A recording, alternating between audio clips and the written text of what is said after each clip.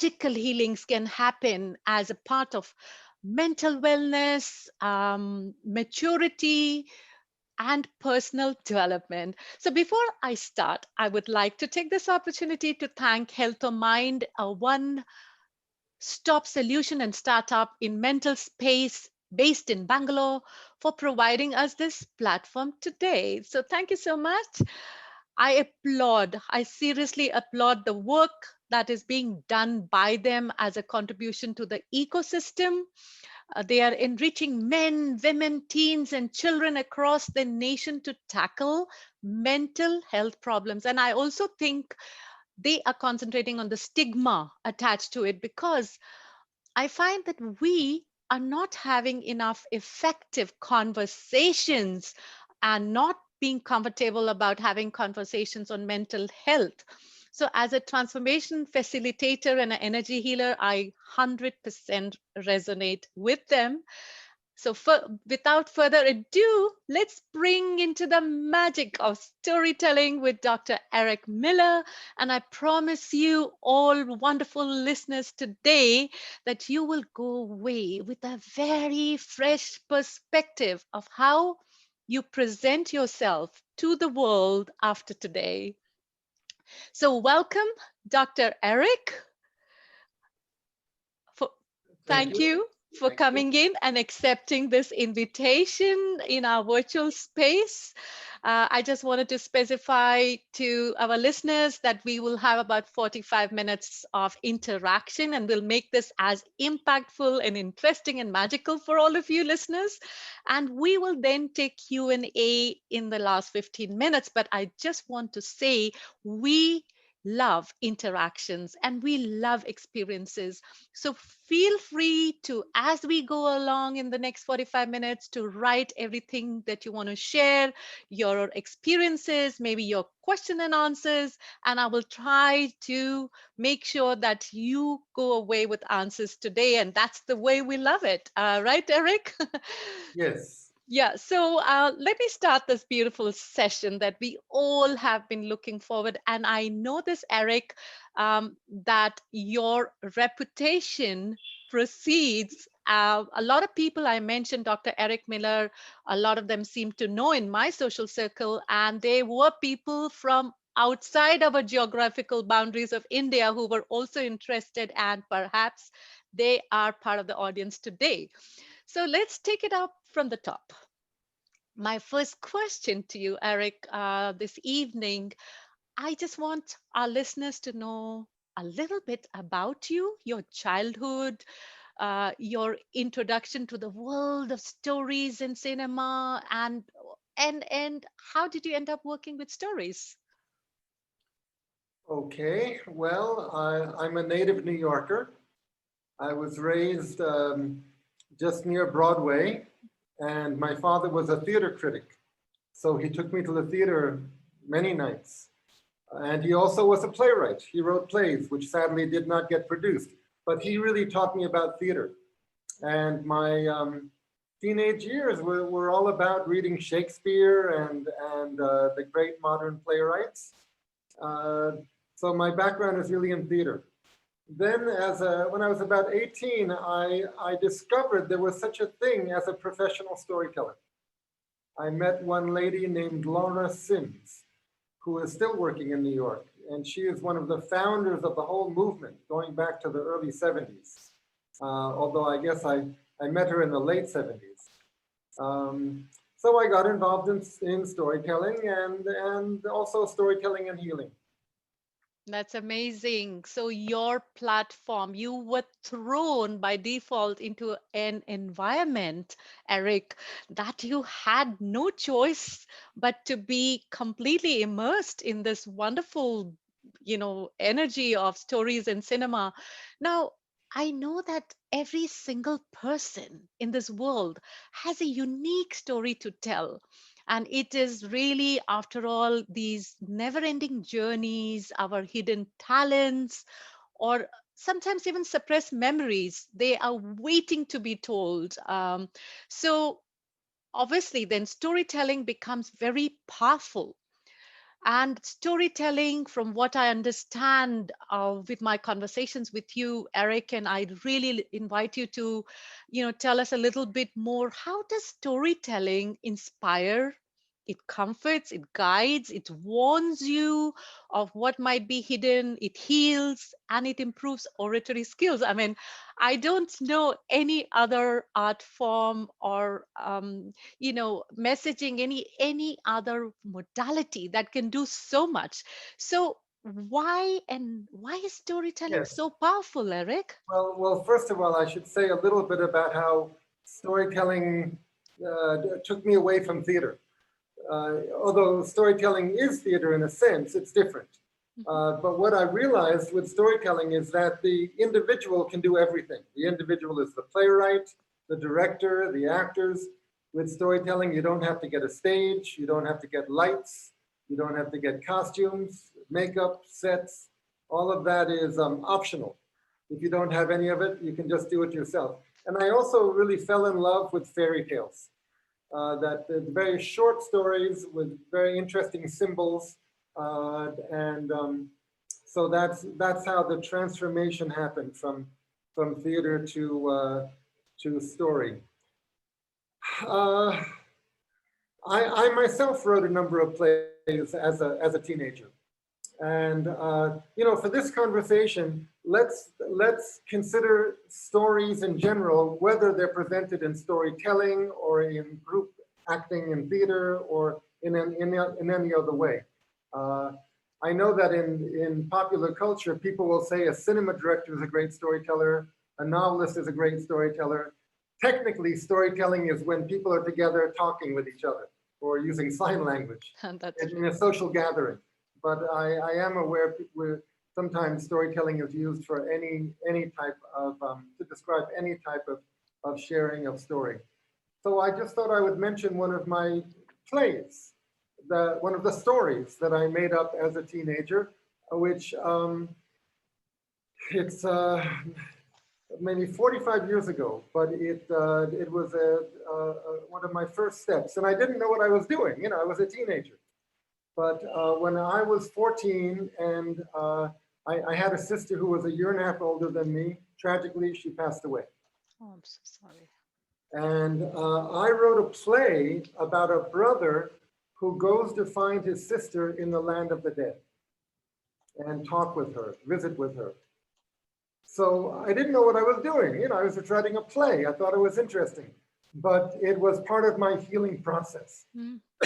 It was part of my healing process. So even then, I was not only interested in how story can help heal, but I was doing it.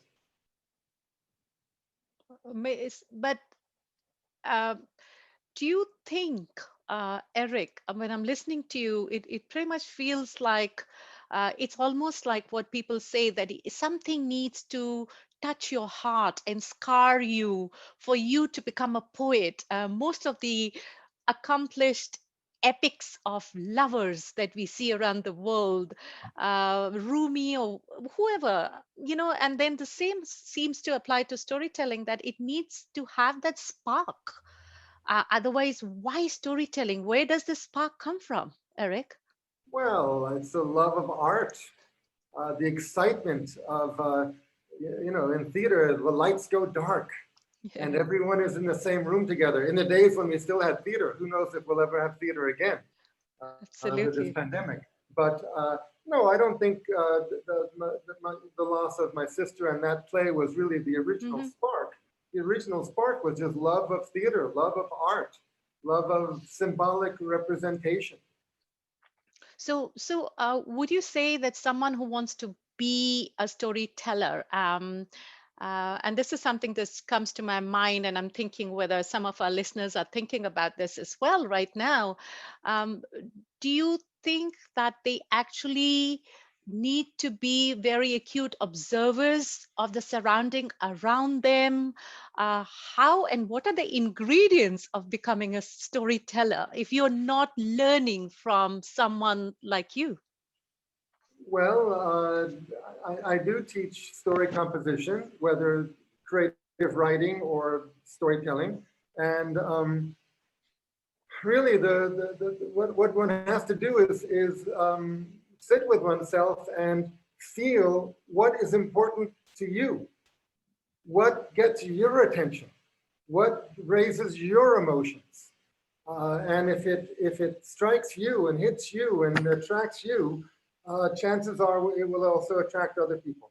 So there are many, writing activities of daydreaming, writing about one's own experiences, writing about one's thoughts, one's feelings, to help one pinpoint the feelings and the situations that seem important to you, and then you can build a story around it.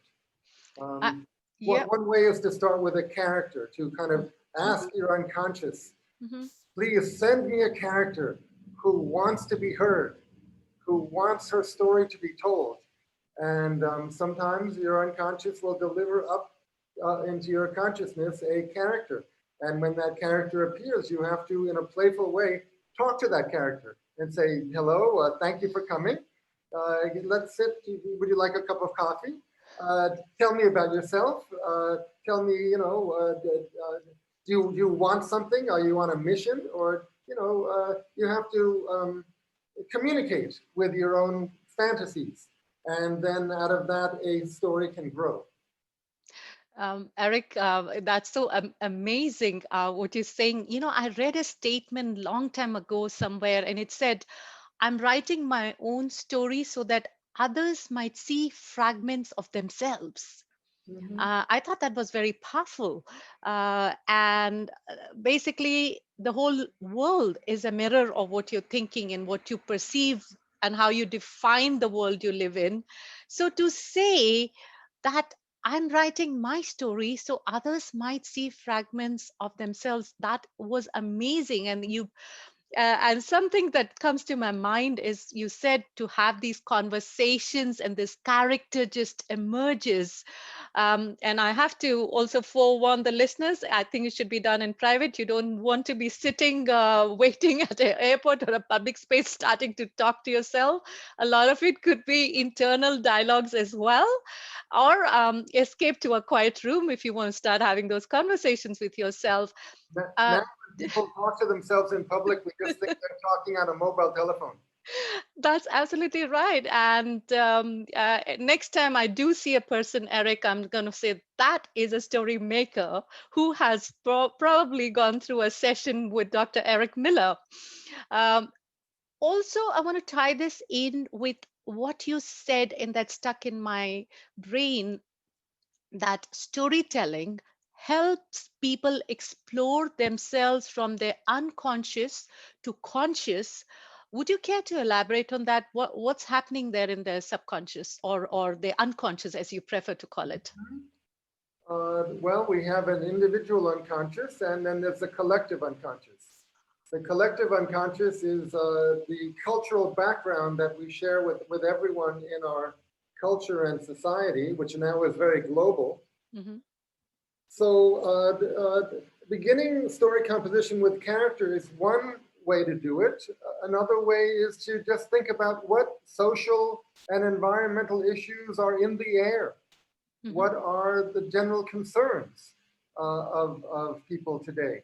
And we know what some of those are.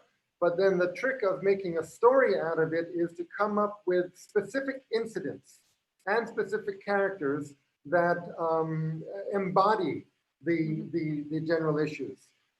Generalities and general thoughts are interesting, but they're not story. Story has to involve characters who we care about, who have something at stake, and that we get involved because we follow those characters' situations. But the impetus behind a story can certainly be social, environmental, or other issues. Right. If I understand that right, Eric, are you saying, when you say a character, are you talking about the protagonist, the main character? Who is the protagonist around whom the story, they could be the catalyst, they could be the protagonist. Is that what you're saying in that Sure. respect? One or more characters Yeah. can be a team. And these characters, they can be characters from one's memory, Right. related to one's memory of real people, or they can just be fantasies, or they can be aspects of one's own self. One way to work is to think about one's own personality traits. You know, that I have a lot of Right. determination in me, I have a lot of dedication, uh, whatever personality traits you have, you can personify those traits, and which means treat them as characters. Okay. And then you can have a team, a bunch of characters in your imagination who are representing parts of yourself.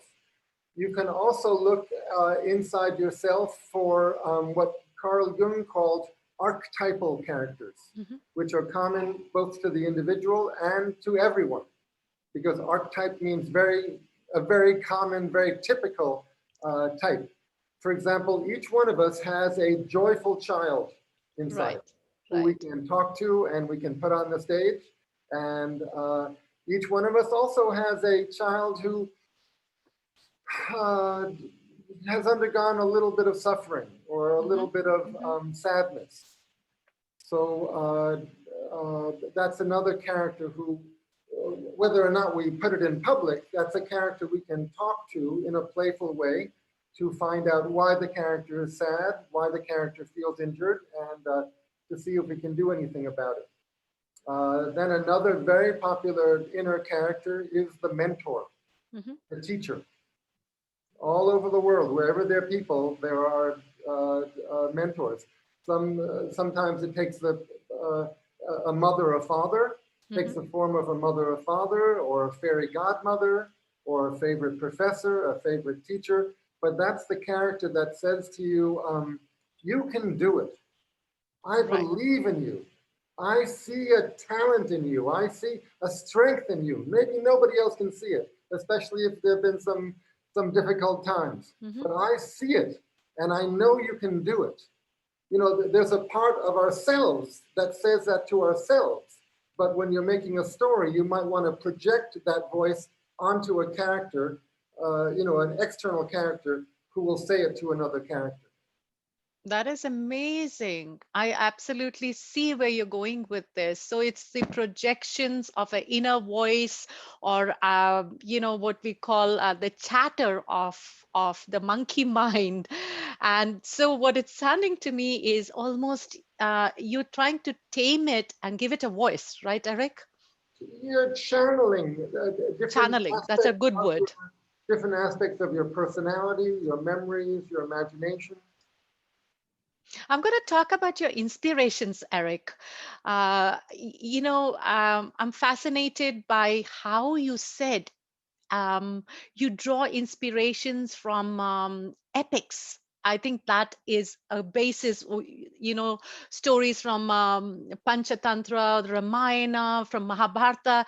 And I especially would like to share that beautiful anklet story Hmm. of the goddess of Tamil Nadu, because, when we talk about these epics, it gives our listeners a perspective of where this feeling is rooted and where it takes you in becoming the most beautiful inspirational messages. So please, Eric, Well, love to hear that story again.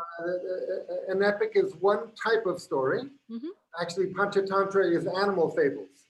So Right. Panchatantra is not really epics, but the term epic, it comes out of the West, it comes out of ancient Greece, Hmm. referring to a long, long story where often the protagonist goes on a military expedition from one end of the realm to the other and meets all sorts of people and beings. It's sort of an encyclopedia of the time and place. So in India, this term epic was applied to the story of Ram and the Mahabharata, I think it fits pretty well. Hmm. Uh, in the West, epics are more about human beings, whereas Mahabharata and the story of Ram, many of the characters are divine, but still, it feels good to call Mahabharata an epic. Hmm. Epics have to do with the state because it has to do with characters who found institutions or become king or queen. So epics are heavy stories. And many people believe epics are literally true. It's contested whether or not an epic is actually true. And passed on verbally, generation to Verbally, and generation. also there are many classical written versions of Written, epics, yes. but each locality will have their own variations. So when I was in college, how many? 40 odd years ago, a religion professor gave me an English translation of a book called The Epic of the Ankle Bracelet, or The Epic of the Anklet, which is a popular story here in Tamil Nadu. Of course, at that time, I didn't know about Tamil Nadu. I didn't know there was a difference between North India and South India. I read that story and I was amazed because that story is primarily about human beings. There's a very small supernatural element in that story. The basic story is that a woman protests to the king of Madurai because she believes that the king put her husband to death unjustly. And in fact, the king had made a mistake. Her husband had been innocent of what he was charged with. So when she came and said to the king, "King, you murdered my husband without justice," he said, "Well, but it's my, he was found guilty, he was found with the evidence, and it's my duty to punish the thief." She said, "No, my husband did not have the evidence," and she proved his innocence. It's a long story, but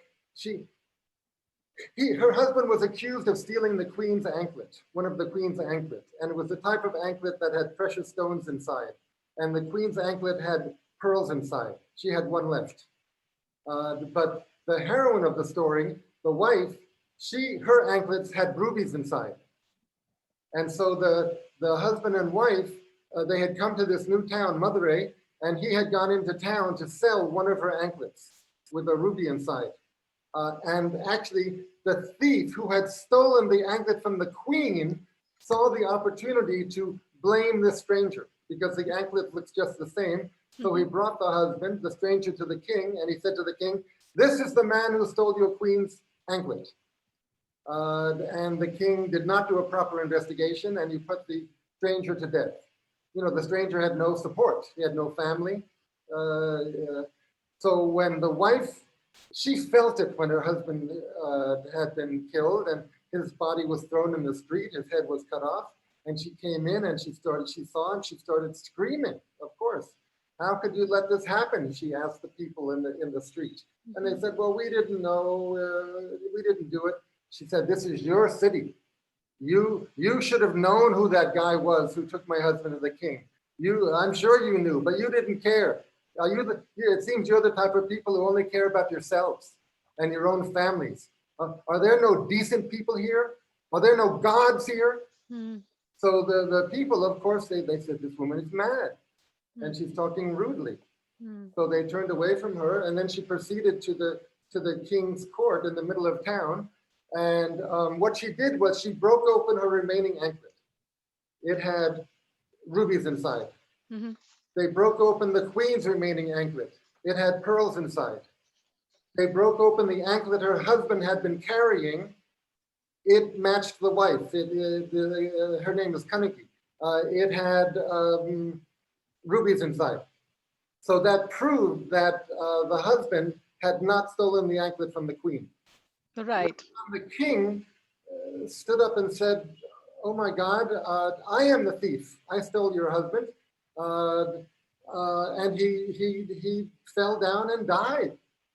Oh dear.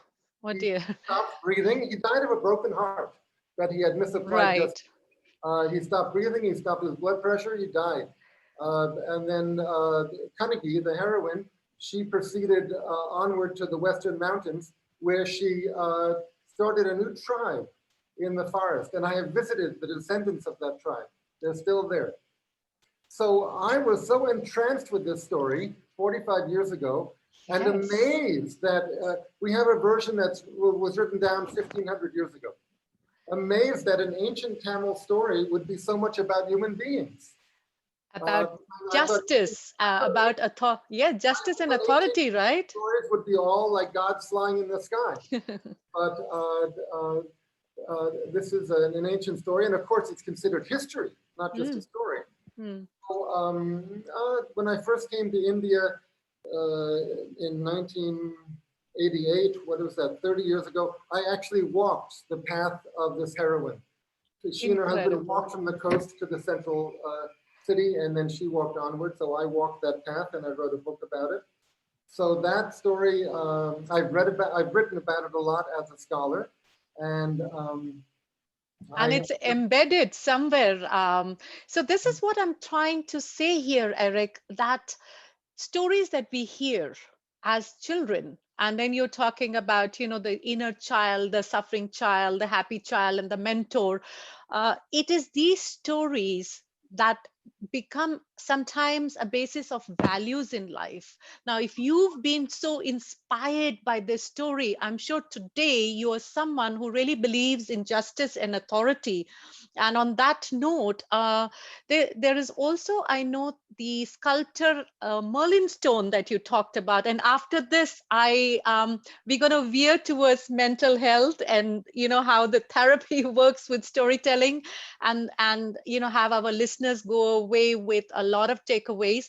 But just before we move into that domain, Eric, uh, the there was a few ideologies of the society which are captured in books like When God Was a Woman, written in 1976 by Merlin Stone, about patriarchy, what you said, versus matriarchy versus, general partnerships and dominations, right? And that I thought was in effect on you as well, right?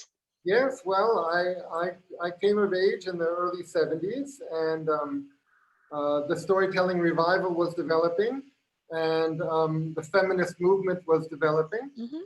and many professional storytellers, including my teacher Laura Sims, told stories about goddesses that they created or goddesses that they studied from ancient history, and there was also the time when there was talk about how um, patriarchy had taken over society at a certain Absolutely. point. And it's hard to generalize because, there were tribal people all over the world in different situations. But I guess especially with the coming of the monotheistic Judaism and the religions that followed, the patriarchal, both on the mythical and the social level, men became more dominant. So actually, I see the Epic of the Anklet as a warning to the patriarchy, saying, Absolutely. okay, you're the king, but Yes.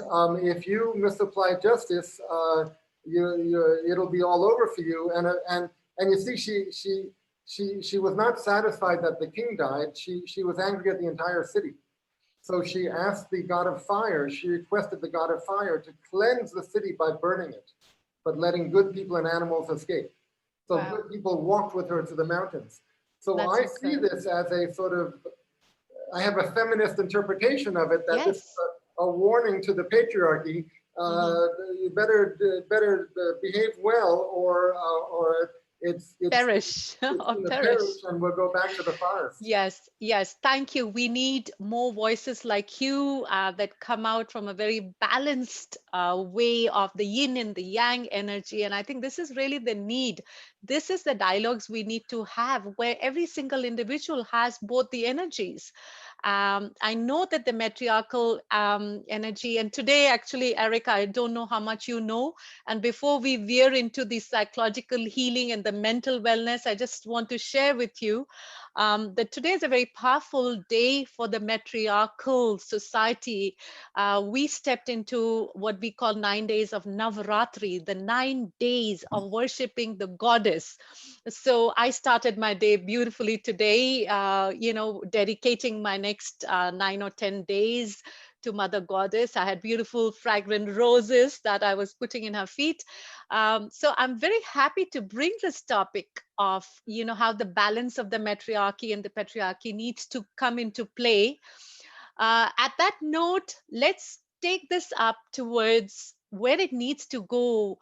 Eric, I'm very curious to see what I know that you have been doing psychological counseling through storytelling, using it as a therapy for wellness. So, tell us a little bit more about it, and we can split this into just the therapy as such, and then we can go into the healing part of it. But what can you share with our audience? Okay, but just to step back for a moment, one reason I decided to settle in India was that I felt a need as a young Western male to immerse myself in a culture that was more goddess oriented Yes. and team up with people there and with the culture there and help with the rebalancing of world culture and the healing of world culture by bringing things back into balance more with the male and female. Yes, Eric, I am so with you. And I feel this is the time in the universe where we need to become contributors, not just consumers, and we need to start contributing to a very shared humanity. It's a collective consciousness, like you said, now more than ever. And times have shown us that that's the need of the day, right? Hmm. So, So how in sorry, go terms of ahead. the method that I use as a psychological Yep. counselor, Hmm. myself and others have developed a 8-step method of storytelling therapy. Okay. And these methods can be used for life coaching and just facilitating one's own personality development. One does not have to be a psychological counselor to apply these methods. It all begins, of course, with the client telling her life story. Then an important step then is collecting other stories that are similar in some way to that life story. Mm. It can just be the client's favorite movies or favorite fairy tales. But I think of a basket and putting stories into that basket. We call these associative stories because they're associated with the life story. And then finally, the culmination of the process is that the client composes a new story that encapsulates where she is and the transformation that she is undergoing or wants to undergo. And it can be a matter of healing, or it can just be a matter of like a seed grows into a tree. When a seed grows into a tree, there's no healing involved, there's no trauma involved, it's just about development. Mhm. So especially when we do this sort of work in the business world, the people are not interested in trauma, they're just interested in self-exploration and development. So my work really is very, it involves coaching creative writing or creative composition of a story because I'm coaching. I feel it's essential that the client creates her own story using Right. elements from her life story, using elements from her favorite stories, and creates a symbolic story, a metaphorical story, which contains the issues Mhm. in her own experience and what the story will point to what she has to do next. Now, a story can be a model of the past and a model of the future, but Mhm. a strong healing story is not just a model to follow. A strong healing story somehow interacts with the unconscious and stimulates the transformation from within. And I can give an example of one of those stories about the rabbit on the Oh, moon. Um, please, please. okay, one of my students had a client who was, this client was a young woman and she worked with troubled teenagers. But the client composed a healing story for herself. And the healing story was that, well, first I'll tell the client's actual background. The client, when she was young, had been very lonely. Her mother had not been available.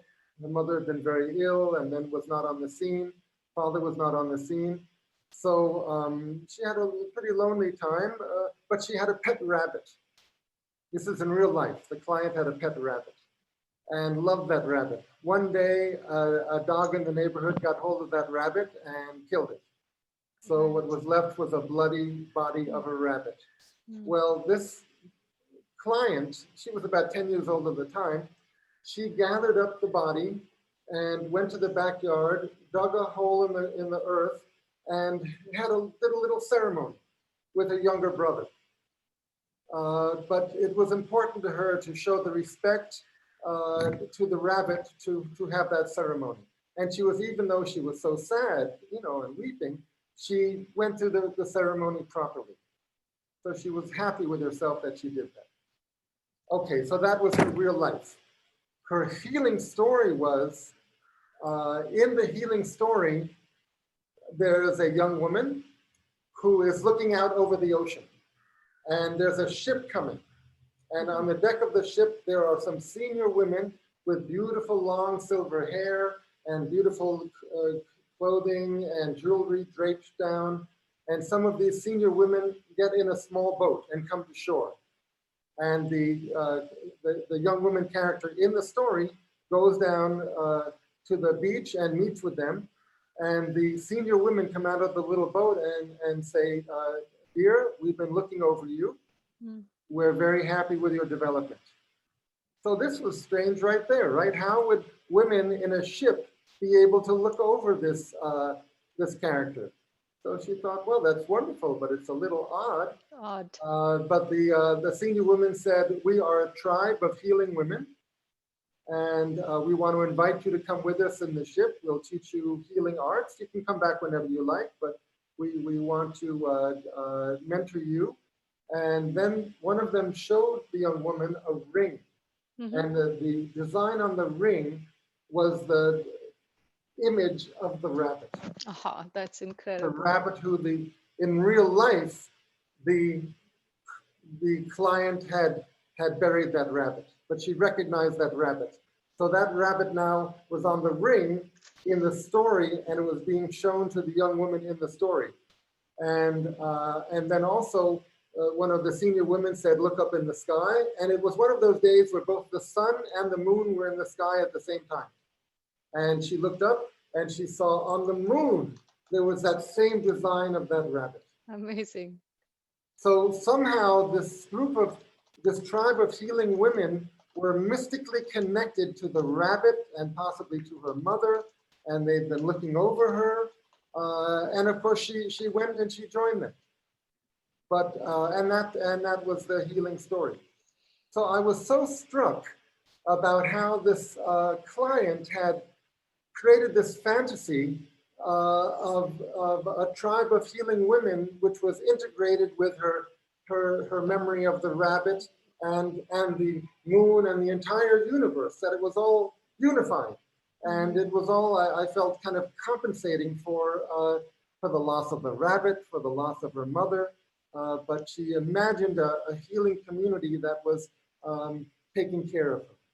That is so amazing, Eric. And I have to say this to you, in keeping with your complete mastery of storytelling, the way you described the silver hair and the ring, I think these are the little ingredients that we weave for ourselves as storytellers.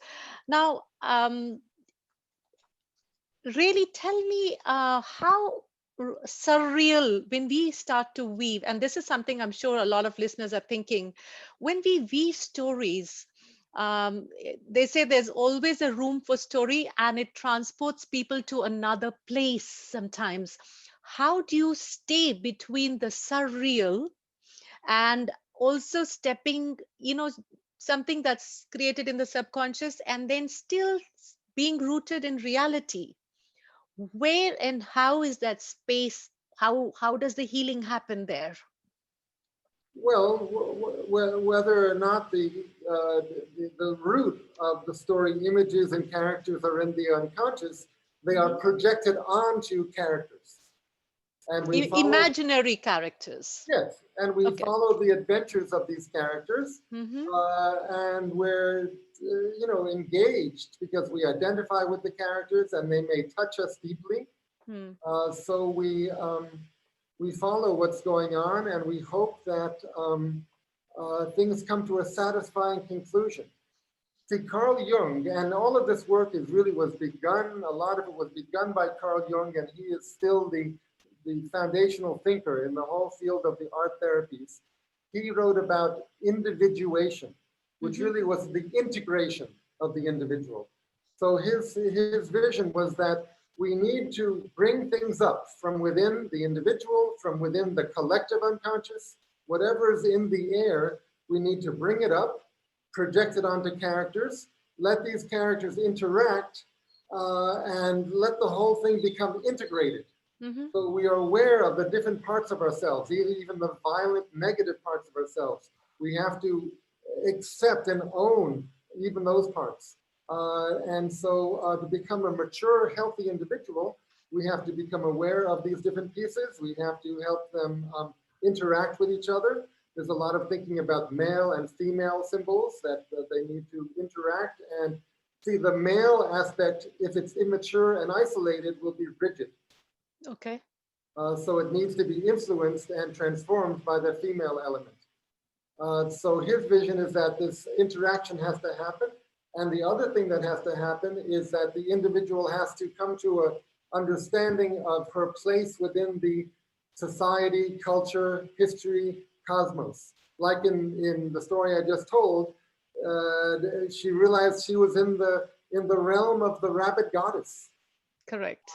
So one needs to, whatever social movements one is involved with, or ideological theories one has, or whatever religion one is involved with, one has to come to peace with who one is and where one is in relation to the entire universe, with or without a divine element, depending on That's amazing. the client has it. So those two things, the raising of things from within the individual, the integration of those things, and then the integration of the individual with the universe. Eric, thank you so much for that. I have a very curious question on that. I know that curiosity kills cats, but I think it also gives back a lease of life to people. I always think curiosity and fear are the two roads that we all as human beings come across. And it's always good to take the road of curiosity because you don't know what's behind the, around the bend.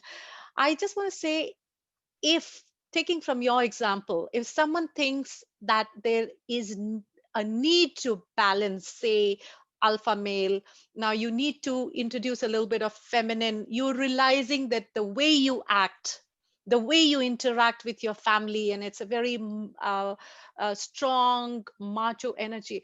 Can someone specifically weave their story in a way that leads to balancing it? Would you try to be at the helm of that story so that you know what results you want? How does it get to a point of healing? I just want a little bit more clarity on that. Well, of course, the client has to decide about all this and base her or his story on ideas and intention, but also things that just come up spontaneously from the unconscious. You know, there are many activities, meditation activities, visualization activities, where we try to help things come up from the unconscious without the conscious filter and decision making of the client.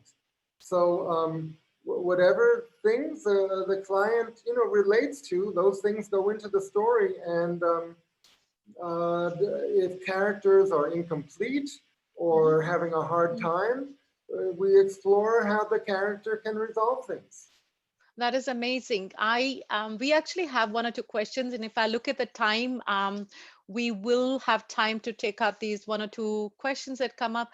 Before we veer off to the questions, I also would like listeners to know a little bit about. I love how you said that there is no shortcuts.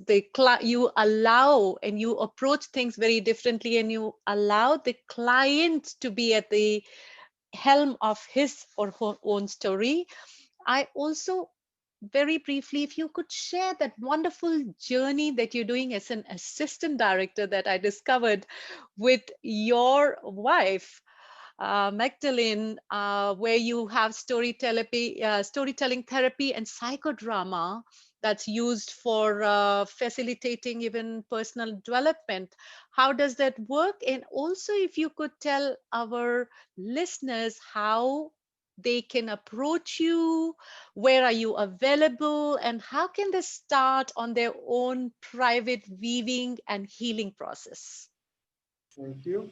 Well, I certainly hope that we're going to, myself and you, are going Yes. to work on projects with healthOmind. Yes. So that's one place to look. And then the organization I direct is World Storytelling Institute. If you Google that, you can't miss it. World Storytelling Storytelling Institute. Institute. And then my wife, as you say, see, part of my journey here is I've been fortunate enough to marry an Indian woman who is standing in for the goddess. Amazing. Love And that. she has been a psychological counselor for many, many years before she met me. And she has become actually a specialist in a form of drama therapy known as psychodrama, which involves acting out situations. And actually, role playing, speaking to characters and then speaking as characters is a part of the storytelling therapy process that leads to the formation of stories. So I do workshops together with Magdalene where I help people come up and explore various stories, their life story, their associative stories, and then she takes over and helps people really role play into the various stories and learn more about how they feel and what they think regarding the various characters through psychodrama. So Yeah. psycho sounds psychological. I mean, it sounds trauma related. But Right. again, this work does not have to be that. It can just be for soft Drama. skill training. It can be for self-exploration. It can just be for drama work. So yes, she directs the East-West Center for Counseling and Training and the Indian Institute of Psychodrama. She's a pioneer in bringing That's so psychodrama amazing. to That's so India. amazing. So Thank you. yeah, between all of those organizations, you'll be able to find us. And Thank you. my thing that I really enjoy probably most is I do one-on-one therapy Oh, with okay. clients to really help them find their healing stories. And I also work in groups. So, to all you listeners out there, I am going to be with Eric learning script writing because I've just embarked on a beautiful journey of filmmaking. And through different avenues, I'm trying to bring the message of how the young women are right now traumatized and have lack of communication with their peers. So I work, Eric, with this. I am chairing. I'm the president of a council where we have a dialogues cafe, which is a wonderful platform, a non-judgmental, safe platform where young women 18 to 25 can come and have conversations. And we had a lovely kickoff yesterday. So I look forward to working with you and with Health of Mind. I'm going to quickly take up some very interesting questions, which very intelligent questions, very impactful. We have Rekha here. I'll go from the top, and then we have Roger, and we have one or two questions. She's asking, how do you compare the reality to a story, which was really my question. So maybe you briefly can address that, and we then have another 3 or 4 questions before we wrap up in the next 10 minutes. Well, we experience reality and we make it into a story by framing it in a certain way and choosing what's in the middle, just like you frame a photograph. Okay. And along the way, inevitably, we express how we feel about how the characters behaved. So we are story-making machines. It's just like breathing and eating and sleeping. As long as we're conscious, and even when we're unconscious, we are formulating stories based on our experience. So do they write this down? Eric, would you suggest that they write this down and start a diary where they can start recording the voice, Journal inner voice? A journaling is and a also journal with dreams also. A dream can be seen as a story that your unconscious tells to your consciousness. And amazing. often when we tell a story to someone, there's a little point. We want them to get something. Likewise, when our unconscious offers a story to our consciousness, there may be something that our unconscious wants our conscious to learn from that dream. So it's very good to journal dreams And and incorporate them into the healing story. Somebody has asked how long it yes, takes. yeah. Well, for the one-on-one work, I suggest a minimum of 8 sessions, 8 one-hour sessions once a week. Yes. Okay. I also have, thank you for answering that. And I hope Tejas gets that. And then Roger, all the way from UK. Thank you for coming in, Roger. He's a attempted murder victim and a survivor. He's moved from survivor to thriver, and he has a very strong point. That's his biggest story of his life, and he wants to spread this message worldwide. So these real experiences, how can that be used as a message to inspire other people? How can you use this story Part of the here? work is deciding how to frame experience. Hmm. And he's just given a great example. Yes. At first, he was almost a victim, and then a survivor, and now a thriver. So he's turned around, he's flipped the script.